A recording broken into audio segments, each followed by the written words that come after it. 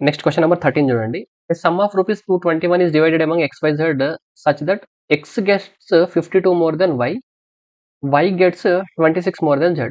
The ratio of shares of XYZ is. చూడండి ఈ క్వెషన్‌కి method మీరు చేయండి. నేను మీకు అంటే ఈ క్వెషన్ ఏ రకంగా అప్రోచ్ అవ్వాలో చెప్తా చూడండి. చూడండి మీకు XYZలలో Z కన్నా Yకి ఎక్కువొచ్చింది. Y కన్నా Xకి ఎక్కువొచ్చింది. ఎంత? ఇతనికి 26 వస్తే ఇతనికి 52 ఎక్కువొచ్చిందా?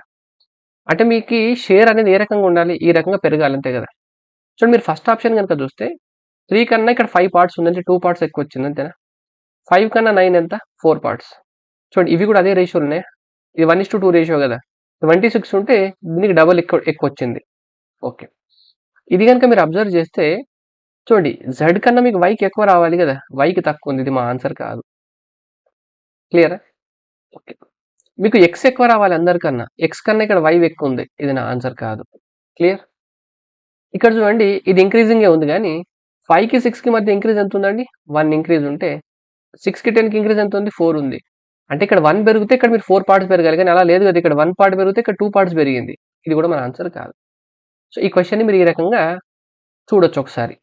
లేదా మీరు మెథడ్ చేస్తా అంటే మెథడ్